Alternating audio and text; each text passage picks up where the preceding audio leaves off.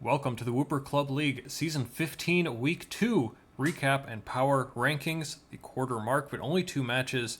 What do we know about the teams? How about some surprising teams near the top of the rankings and standings? I'm your host, IllLogic. I'm the coach of the Buffalo Bouffalant, and as always, I'm joined by my co-host, SteveChuck, coach of the Waterdeep Wobbuffets. Hey, everybody. We didn't have trades and transactions to go over for week 1 because those were incorporated with the draft, but we certainly do have some now, and we're going to start off with one of our 1-0 teams, the Terrifier Heatwave, making a little bit of a transaction, dropping the Copperaja and Dunsparce, two of my all-time favorite mods. Love Copperaja, but they're replacing that with another steel type in Revavroom, as well as the baby form of my Yanmega, Yanma, which will also be denoted as a Terra Captain.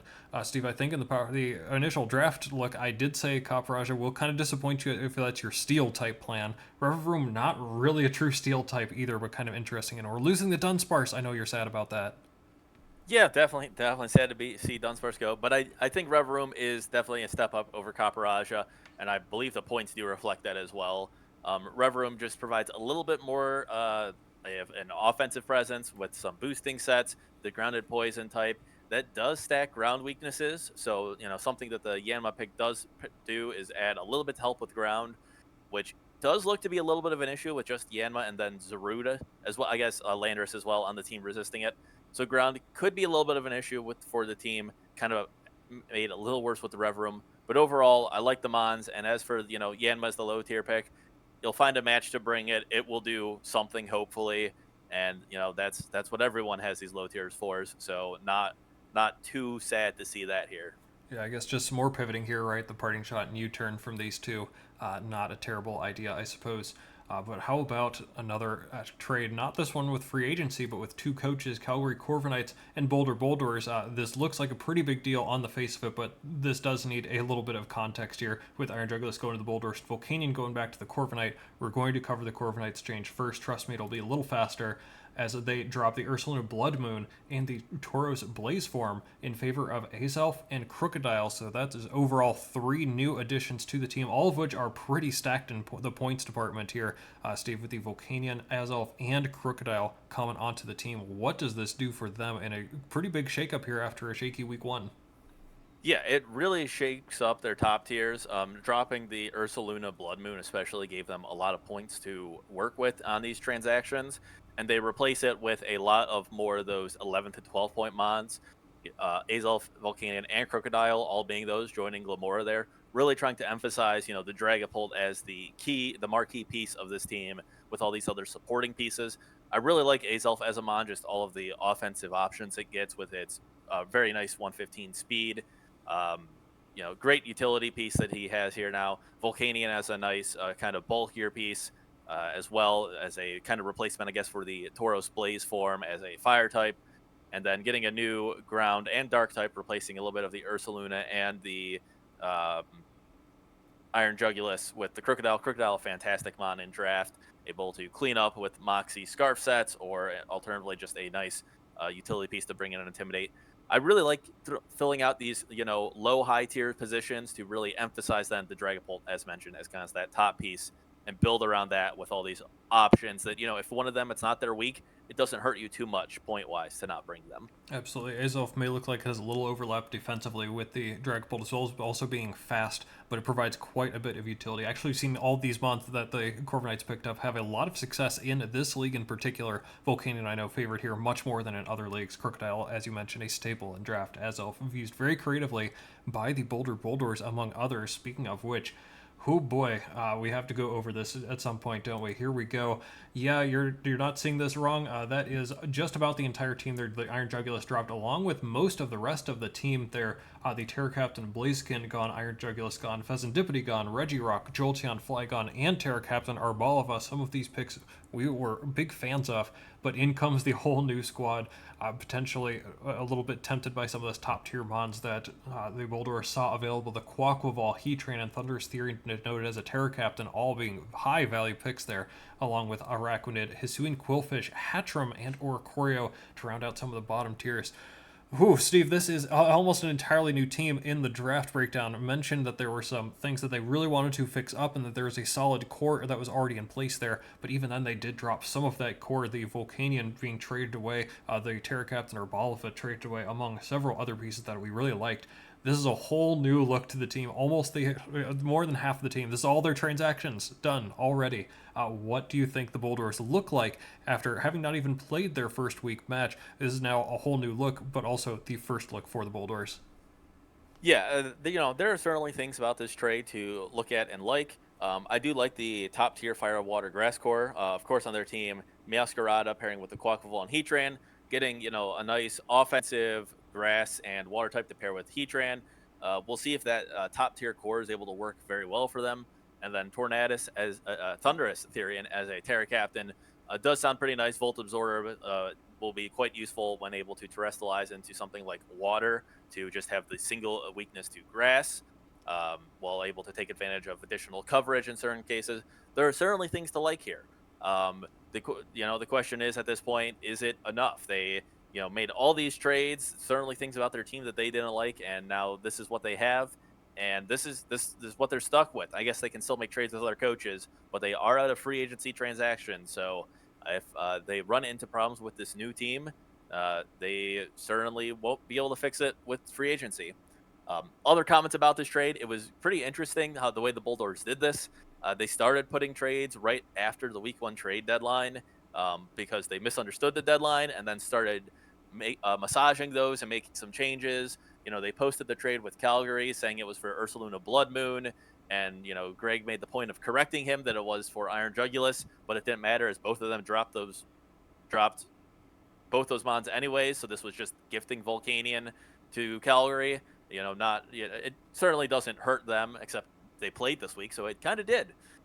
All sorts of confusing moves here, but in the end, the Boulders were able to get a team right before the end of the week 2 trade deadline, and yeah, this is it. We'll see how it goes for them. Pretty interesting. Yeah, a couple maybe interesting notes here too.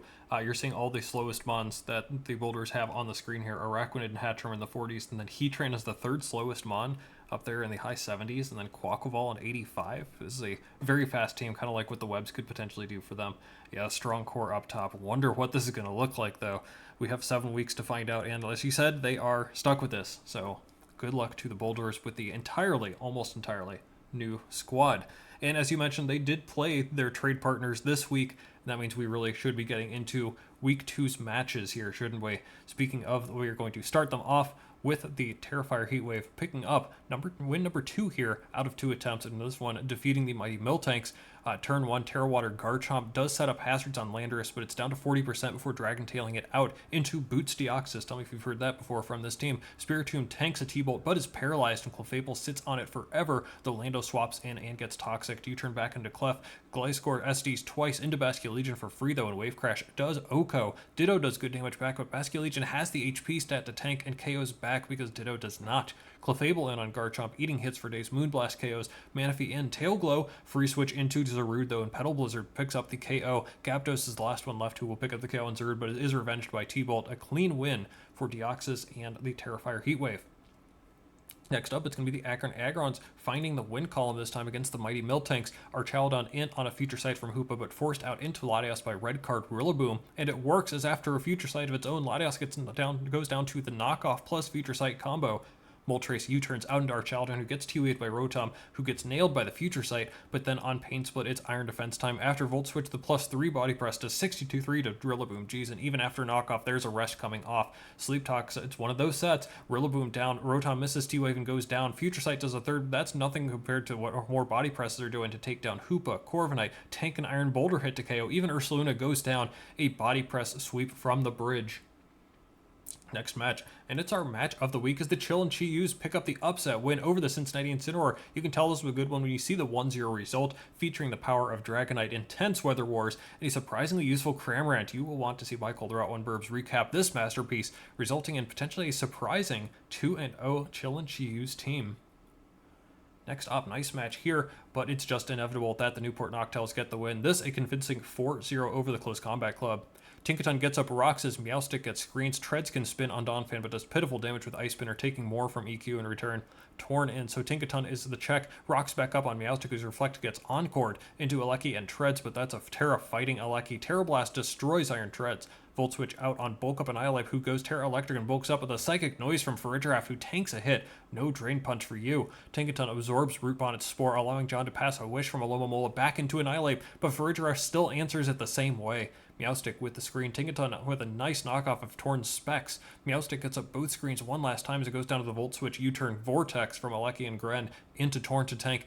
Nasty plot on the spec set. Heatwave finishes Donphan, but there's Gren on the revenge. Annihilate and tanks a Dark Pulse to KO with Drain Punch. Salamence in, Intimidate hits, activating Defiant, and triggering In-Kind, Jimmy's basically signature item by this point. Mirror Herb, meaning Salamence also gets the boost, KOing Annihilate. From here, already Alecki just comes in, destroys Alomomola, and with the fighting type resists Brute Bonded Sucker Punch. So that's going to be game for the Noctows. Another good win for Jimmy. Next match, here's a surprising result. The Corviknight Clobberers finally getting revenge against the Waterdeep Wobbuffets with a big win. You can probably tell how Chen Pao gets an SD off on lead Primarina, but even with Focus Sash, Psychic Fangs will not give him a KO, so it will get revenge KO'd as Prim goes down to Precharunt. Rocks up from Knucklestack, getting great chip off on Landers before going down to Earth Power, but that merely introduces the problem. Terra Water, Swords Dance up, Necrozma and Terra Grass to survive, and then Meteor Beam against +1 Spadef misses, and then Trailblaze goes up to KO. Down goes Petrarunt, down goes Ironmoth, down goes Landers, and down goes Electros. The devastating setup from Ogerpon gives the Clobberers a much-needed 2-0 start to the season. Next match, another surprising result here. The Summit County Psyducks also climb up to a 2-0 record with a 2-0 victory over the Route 1 Burbs.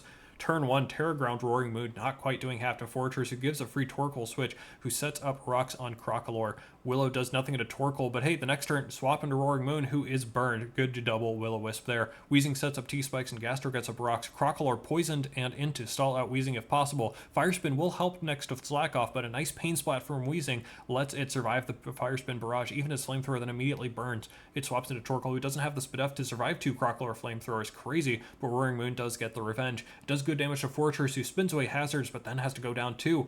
Gastrodon in, recovers up, but that lets Weezing back in for free. Pain Split on Raging Bolt to do huge damage and heal up. The Volt Switch does still KO. Gastro versus Goodra, who has Shelter going up, taking too much from Earth Power, though even through Life Dew, it does KO Gastro, but is critically low as Booster Valiant, Terra's Fairy, and KOs in a tight 3-3 match. Swaps out of Hatterene, who gets up Trick Room, that is huge. Then even bigger Calm Minds up on Raging Bolt's Thunderclap. It's KOs with Draining Kiss to go back to full 2, and survives a Poison Jab from Iron Valiant to KO that. Well, not quite. Back into Glycanark, who can't even KO with Stone Edge after Trick Room goes down, so Hat gets another KO. Down goes down to Valiant finally, but Roaring Moon does still outspeed, gets the last KO. Basically came down to whether Hat had Trick Room or not. The Psyducks do walk with this one, with a perfect Terra Ground.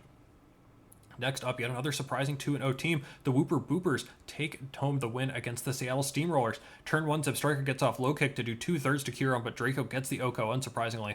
Terra Dark Sneasler SDs up, Terra Water Kyurem Dracos, but Sneasler outspeeds and hits with close combat to KO. Weavile scares it out. Good plays both sides as Incineroar eats up the Ice Spinner. Serena in, damaging Grimmsnarl back into Insinu Brick Break to the dual screens, then reads the Slowking switch to click Knockoff into a good parting shot back into Serena, who blocks parting shot from Grimmsnarl to KO with U-turn. Great sequence there from the Boopers.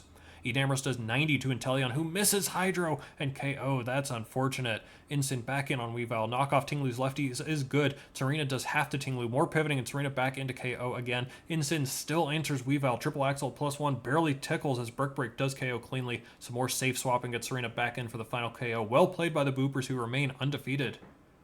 Next match, Calgary Corviknights get back on track with a good win over the New Look Boulder Boulders and a face-off of trade partners. Turn 1, Araquanid gets burned but gets up Sticky Webs in exchange. It'll take that. Endeavor is cool tech, gets Volcanion down pretty low but does go down to Flamethrower. Thundy gets the revenge KO. Hatchram with the para on Florges, who's sitting in front of everything. Physical Mew fails to 2-hit KO, which means Wish just keeps going off. Florges low as it U-turns out on Crook.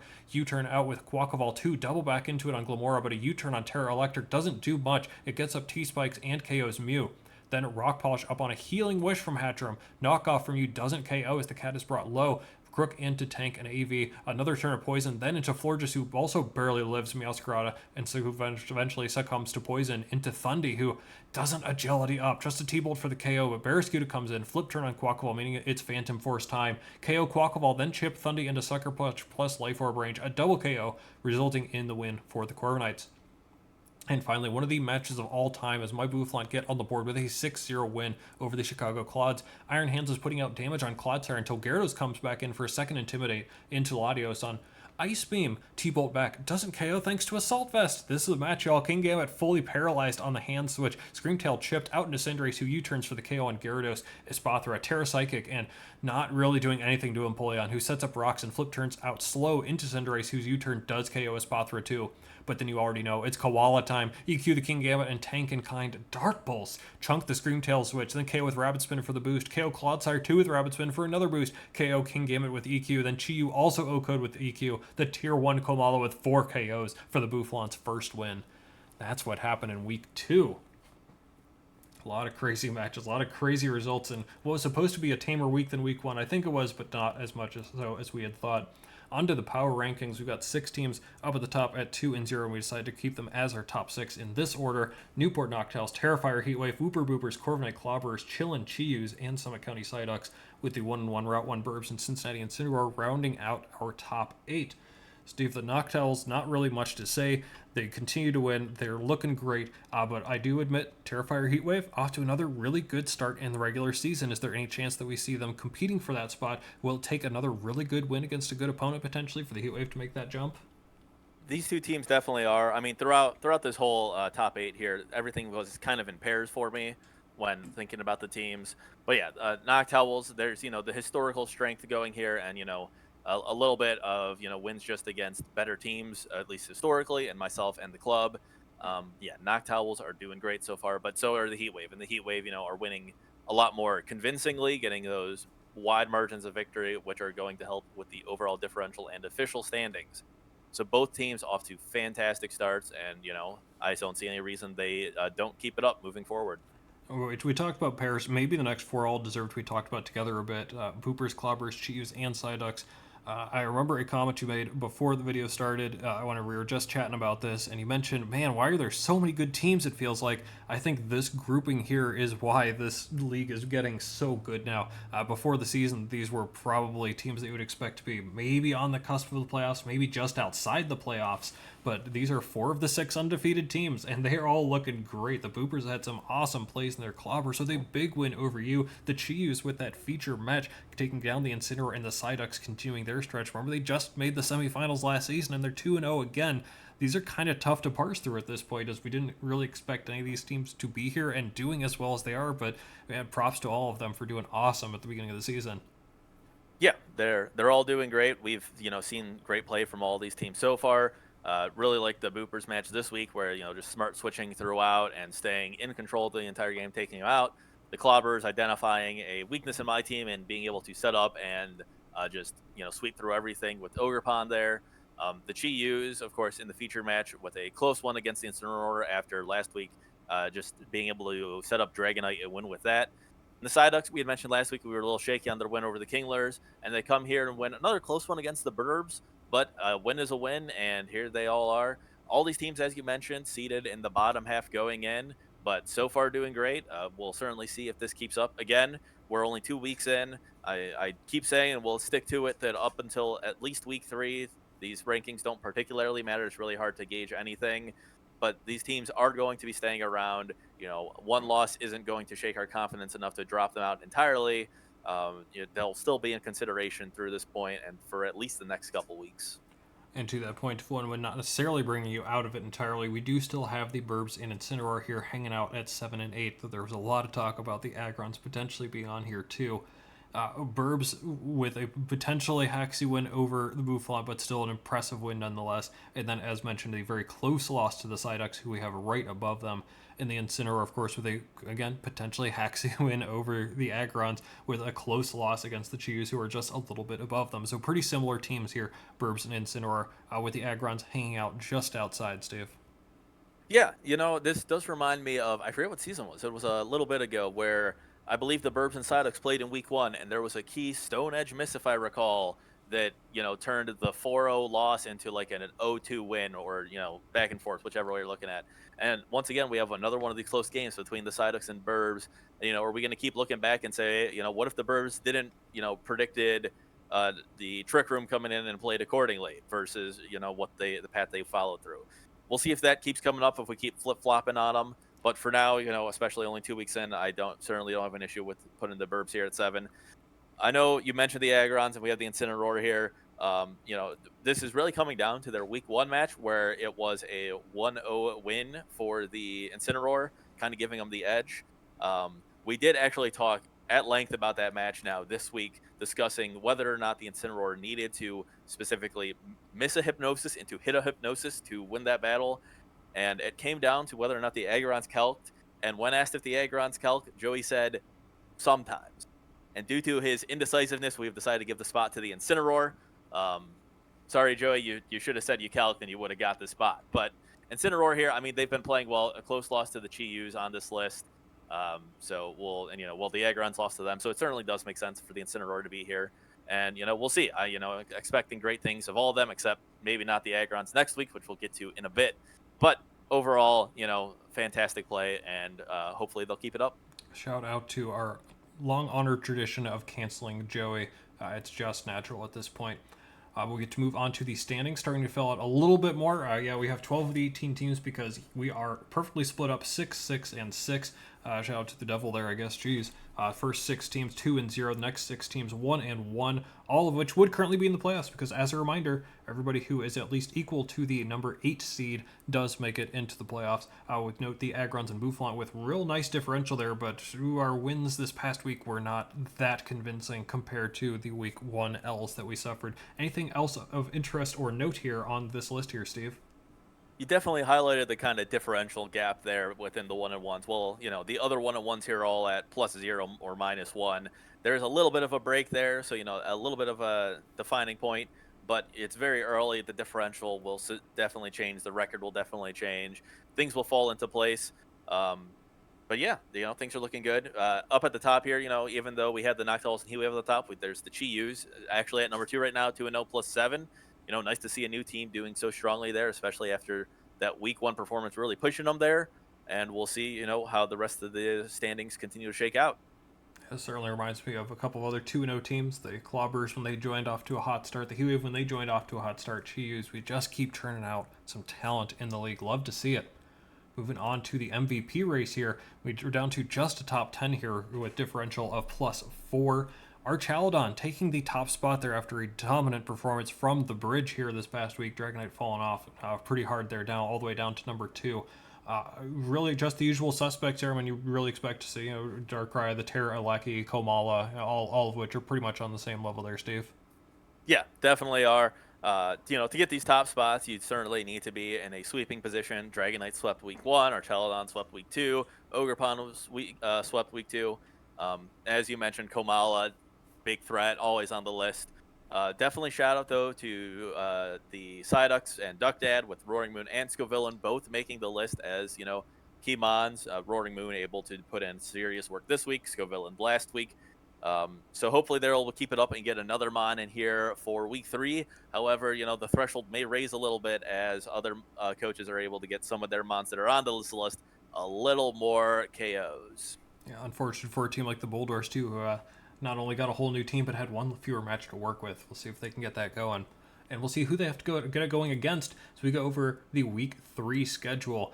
Steve, this was one of the weeks that you tried to get a little bit more intense with some of those matchups here, and I think this one does not disappoint. What are a couple of key standout matches that you're looking at? Well, there are some that I would like to highlight here. The Burbs versus Incineroar are 7 versus 8. These two 1-1 teams that both had, close wins week 1 and then close losses week 2. We'll see who comes on top to certainly secure a spot in the top 8 next week, and who maybe gets kicked out with a loss. Another match to highlight is a matchup between some of our 2-0 teams, the Summit County Psyducks going up against the Chillin' Chi-Yus. It'll be another great benchmark for both of these coaches. The Chi-Yus knew the Psyducks coming off of, as you mentioned, their semifinals performance last season. Which one of them is going to come out on top in this matchup?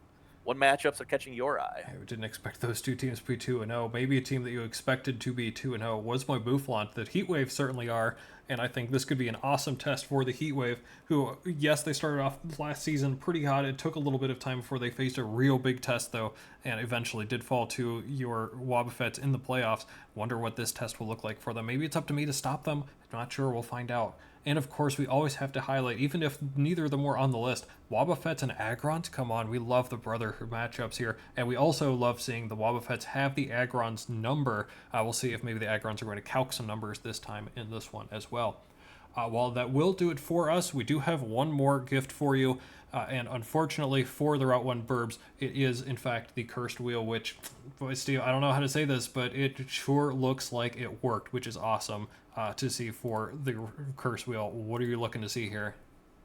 I don't have anyone in mind. The Agrons aren't on the list, my opponent, so anyone's fair game. I guess, getting some of these. If the Noctowl started to slip, that'd be pretty good to see, I Yeah, guess. that'd just be too bad, wouldn't it? Let's give this a few spins here and take a look to see who we end up cursing. And, oh, we were so close to what I wanted, but instead, Steve, it's the number 3 team yet again. Is that just a curse spot? Who are we cursing this time? It is the Wooper. Booper's getting cursed this time. Ooh, bad news for the Boopers. Let's see if the curse is real, if we need to stop spinning number 3, or what's going on with this. But maybe we can get a little bit more shake up in the power rankings if this does work out. That's going to do it from us. Week 2 power rankings and recap done. We're going to see you next week for week 3. Don't forget to check out the match of the week, an awesome matchup between the Incineroar and the new kids on the block, the Chill and Chi-Yus, all right here on this channel as well. Otherwise, we'll see you in a week.